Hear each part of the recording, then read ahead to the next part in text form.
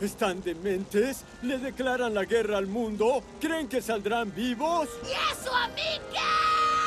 Y si te digo que un anime ha inspirado a miles de jóvenes en todo el globo a protestar contra el status quo, contra las injusticias y contra el gobierno, sí, estaría exagerando, pero no tanto. One Piece es una producción japonesa que cuenta la historia de un grupo de piratas que protesta contra un gobierno mundial corrupto. Y tienen un símbolo, una calavera sonriente con un sombrero de paja. Algunos se preguntaron por su significado cuando la vieron ondear entre los jóvenes que protestaban en Indonesia, en Nepal, en Bangladesh y no mucho tiempo después en Marruecos, en Paraguay y hasta en Perú. La generación Z ha iniciado sus revoluciones, a su manera, con sus símbolos y con sus consecuencias. Protestas que terminaron con víctimas fatales, salvaje represión y caídas de gobiernos. Por diferentes razones y coordinados gracias a plataformas como Discord, cientos de miles han salido a cambiar las cosas. Somos testigos de la rebelión de los GZs y hoy la ponemos bajo la lupa. A veces hay que mirar 2 veces. Hay que ser cuidadosos para no perderse ningún detalle. No queremos que nada importante pase desapercibido, especialmente si se trata de lo que nos interesa. Y en este podcast ponemos todo lo que nos interesa bajo la lupa. Un podcast de diálogo político, un proyecto de la Fundación Konrad Adenauer. Soy Franco de Ledone.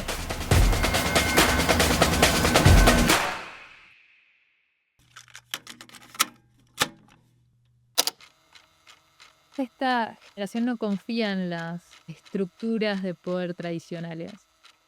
No busca el sostén de los partidos políticos, no busca el apoyo de los sindicatos y no confía en los medios de comunicación tradicionales. Pero sí buscan comunidad y definen sus movimientos como apolíticos, buscan la horizontalidad, no quieren tener líderes que sean la cara invisible de sus movimientos. Julieta Eduban es internacionalista, investigadora y colaboradora de diálogo político.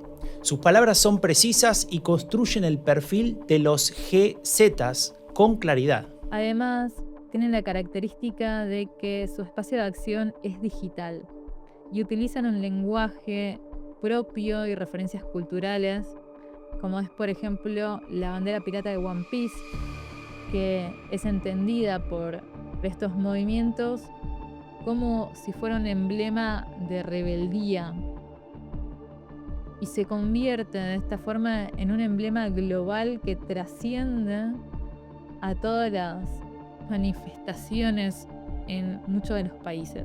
Desde Bangladesh y Nepal hasta Perú y Paraguay, pasando por Marruecos, Kenia, Madagascar e Indonesia, la bandera pirata de One Piece aparece una y otra vez. En menos de 6 meses, la generación Z derrocó 3 gobiernos, forzó retroceso en otros 2 y dejó claro, la política del siglo XXI ya no se parece a la del siglo XX. Tal vez para entender mejor esta rebelión tengamos que profundizar en algunos casos concretos. Viajemos a Bangladesh, pero no ahora, sino hace un poco más de un año. Más precisamente a julio de 2024.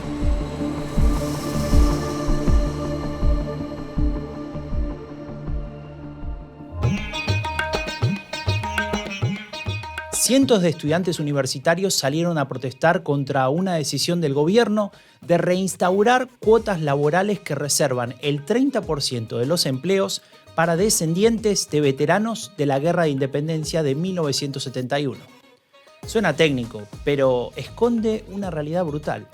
En un país donde 30 millones de personas no tienen empleo ni estudian, de una población de 170 millones, esas cuotas benefician principalmente a familiares del partido gobernante. Nepotismo institucionalizado disfrazado de honor patriótico. La respuesta del gobierno fue desproporcionada. Represión brutal, internet cortado durante días, el corte más largo desde la primavera árabe, universidades cerradas. La policía disparó munición real contra manifestantes desarmados. Según Amnesty International y el Ministerio de Salud de Bangladesh, murieron más de 300 jóvenes. Sin embargo, en lugar de aplastar la protesta, la violencia se radicalizó. El 5 de agosto, cuando decenas de miles de personas desafiaron el toque de queda y convergieron en la capital, la primera ministra, Sheikh Hasina, quien había gobernado durante 16 años con mano cada vez más autoritaria, abordó un helicóptero militar y huyó del país. Bangladesh acababa de vivir su primera revolución liderada enteramente por jóvenes organizados digitalmente. Lo que pasó en Bangladesh no se quedó en Bangladesh. Fue el disparo de salida de un efecto dominó global. Pocas semanas después, el 9 de septiembre, Nepal explotó.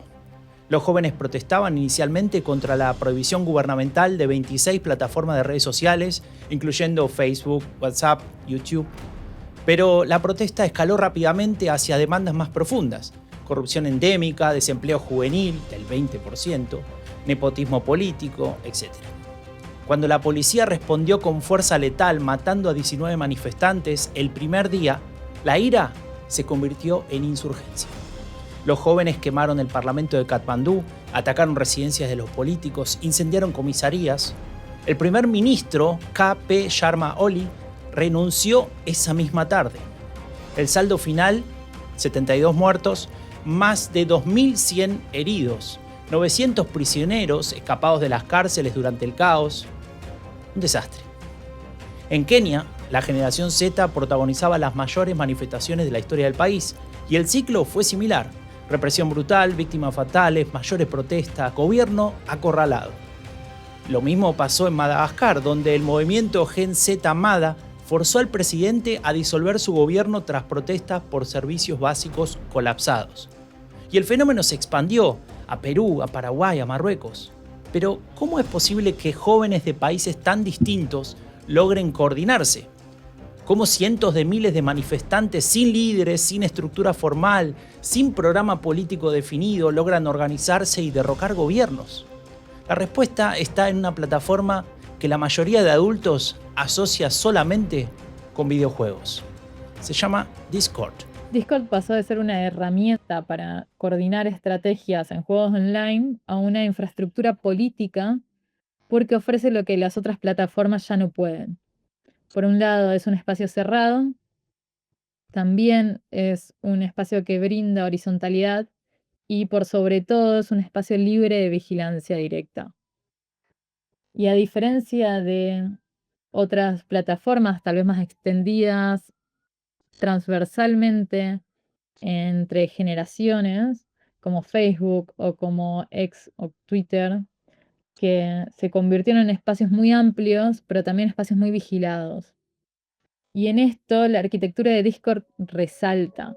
Julieta Eduan explica cómo Discord trascendió su función en el mundo gamer y se convirtió en una herramienta política de comunicación y organización. Pero la pregunta es ¿cómo? Y en especial, ¿por qué? Discord ofrece lo que las plataformas tradicionales no pueden ofrecer. Por un lado, generar una comunidad real y por otro, garantizar el anonimato. Y esto se da porque Discord funciona a través de servidores cerrados, donde los jóvenes y los manifestantes pueden organizarse sin tener una exposición inmediata. Además, la estructura misma de Discord permite una mejor organización, ya que cada canal dentro del servidor cumple una función distinta. Se puede tener uno para debatir, otro para votar, otro para difundir información, otro para coordinar marchas. Entonces, su estructura tan flexible, que a la vez es descentralizada, y también que permite la horizontalidad, es lo que la destaca de otras plataformas. En Marruecos, por ejemplo, el servidor Gen 212 reunió a 180.000 jóvenes en cuestión de días. Cada canal se especializaba: uno para Lima, otro para Casablanca, otro para coordinación de seguridad, otro para estrategia de comunicación. Todo sin intermediarios, sin líderes visibles, sin que los servicios de inteligencia pudieran infiltrarse fácilmente. Y esto es crucial. Eduan sostiene: En un contexto donde las redes tradicionales pueden ser un terreno fácil para la manipulación o para la vigilancia estatal, Discord trasciende porque se convierte en algo más que un chat, sino que se convierte actualmente en una especie de plaza pública digital que es utilizada por una generación para actuar y demostrar el desencanto y los problemas estructurales que tienen sus países. Discord brindaba así una plataforma ideal para este tipo de movimiento que compartía patrones organizativos y discursivos. Descentralización, coordinación digital, desconfianza en partidos tradicionales, demandas contra corrupción y falta de oportunidades. Ah, sí, y no nos olvidemos de su símbolo, la bandera pirata de One Piece. ¿Por qué One Piece? ¿Será porque su manga, es decir, la historieta, tiene el récord Guinness con más de 500 millones de copias vendidas? ¿Será porque su serie animada ha publicado más de 1000 episodios y hace apenas unos años Netflix reafirmó su popularidad y amplió su alcance a otros continentes? ¿O será porque One Piece cuenta la historia exacta que esta generación necesitaba escuchar en este preciso momento? La serie narra las aventuras de Monkey Luffy, un joven pirata que se niega a aceptar los límites que la sociedad establecida le impone. Luffy crece bajo un régimen de gobierno mundial corrupto que mata a personas desarmadas, que establece sistemas de opresión disfrazados de orden público, que beneficia a sus aliados mientras aplasta a los pobres. Y su respuesta es simple: voy a ser pirata. No negocia con el sistema, no pide permiso, se organiza con otros rechazados. Ahora bien, ¿qué pasa si un joven en Lima ve cómo su presidente tiene apenas el 2,5% de aprobación, el Congreso apenas un 3%? También ve que sus padres están en la informalidad y que él está condenado a lo mismo. Y ve que policías disparan contra manifestantes desarmados. Para él, aquella historieta ha dejado de ser ficción. Julieta Eduban explica esa frustración. Lo que les impulsa no es solo un reclamo político, sino es algo existencial. Hay una cuestión que es la indignación que está alimentada por el deterioro de la calidad de vida, la deficiencia en los servicios públicos, el alza del desempleo juvenil, la corrupción instalada en los gobiernos, por lo que el reclamo parte de una base esencial, ¿no? Reclaman dignidad, salud, educación. Y ven en sus generaciones una cuestión común, una lucha común. Ven cómo emigrar es algo necesario para poder tener una mejor calidad de vida. Ven las dificultades de estudiar, de trabajar y sienten que necesitan luchar por tener un mejor futuro dentro de los países en los que viven y que necesitan cambiar el sistema para poder tener oportunidades.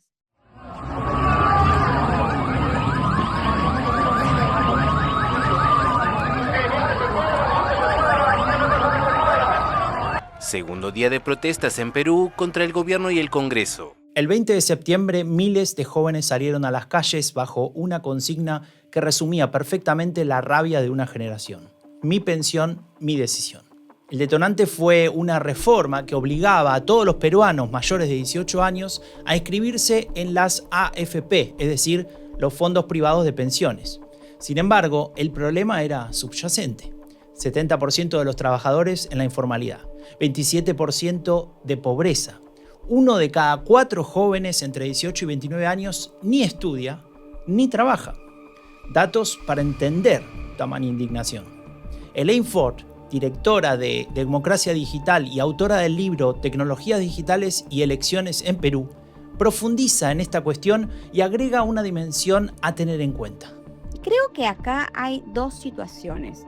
Por un lado, las demandas de una nueva generación ante su insatisfacción con el gobierno y las fuerzas políticas, y del otro lado, la crisis del sistema político en el país, que es una realidad que se extendió a lo largo de los últimos años. Entonces, sin duda, son dos situaciones que confluyen. Yo creo que este tipo de movilizaciones son un termómetro, es decir, un indicador para conocer las principales demandas de los jóvenes, de la ciudadanía, para conocer sus preocupaciones y necesidades. Y esto es muy valioso para las democracias en la medida que estas marchas y protestas se den de manera pacífica y no vulneren los derechos y las libertades de otras personas. Cuando las marchas se tornan violentas, con desmanes, incendios, bloqueos de carreteras, el panorama es distinto. Y el riesgo, además, es que se infiltren también otros actores con intereses de tipo social o político. Por tanto, hay que tener mucho cuidado con esos escenarios que pueden desvirtuar todo el propósito inicial. Y estas marchas producidas en el Perú evidentemente se dan por una crisis política que se ha agudizado en los últimos años. Desde el 2016 vemos un declive de la política nacional que solo ha generado inestabilidad e incertidumbre. Entonces, los jóvenes reclaman por más oportunidades, por seguridad y el rechazo de una clase política dirigente que solo vela por sus propios intereses.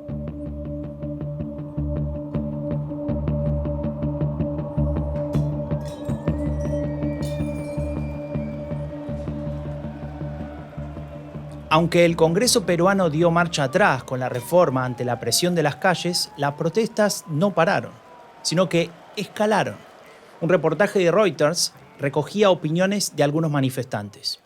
Estamos cansados de que esto se normalice. ¿Desde cuándo normalizamos la muerte? ¿Desde cuándo normalizamos la corrupción y la extorsión?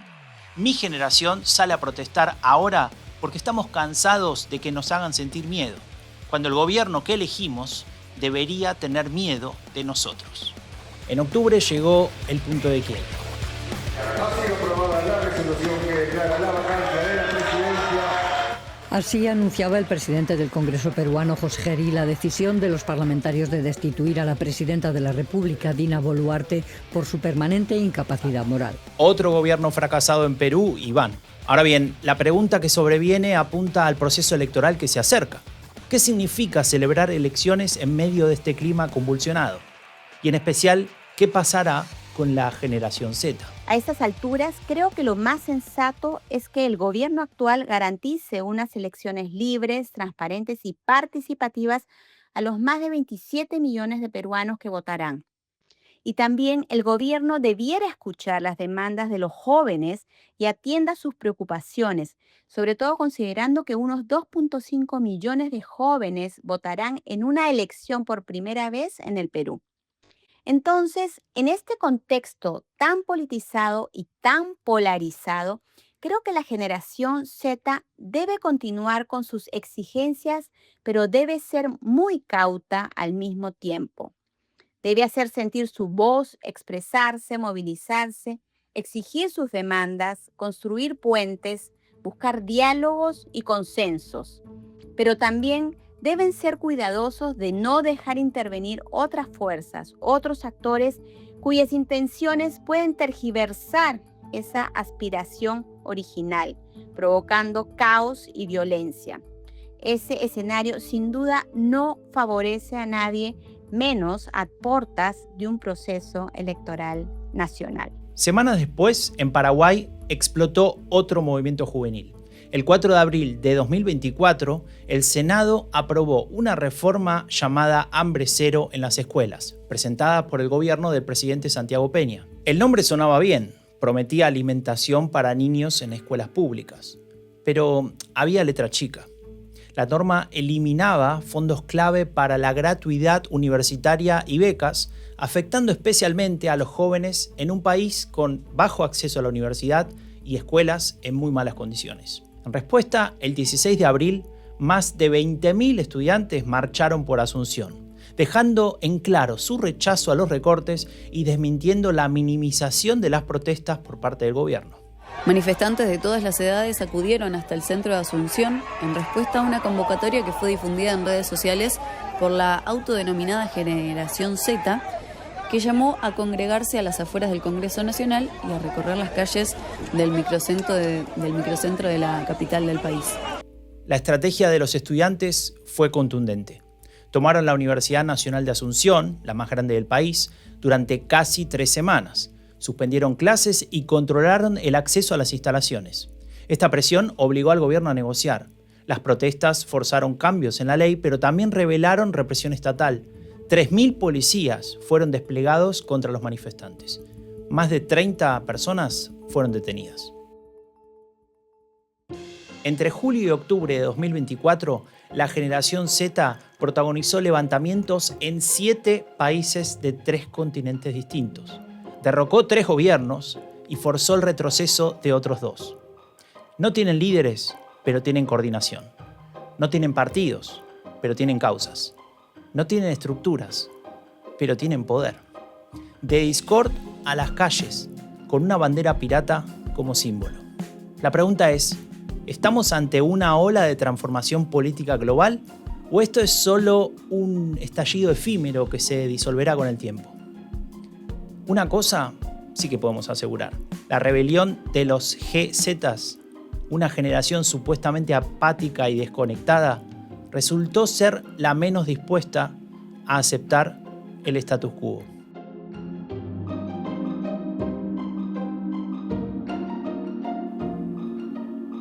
Y hasta aquí llegamos por hoy. Ingresá a dialogopolitico.org para leer más sobre la política global y latinoamericana. No te olvides de registrarte en el newsletter para recibir cada semana lo más relevante en tu email.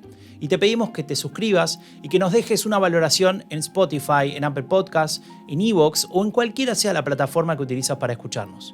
Yo soy Franco de Ledone y esto fue Bajo la Lupa, un podcast de diálogo político, un proyecto de la Fundación Konrad Adenauer. Nos escuchamos muy pronto.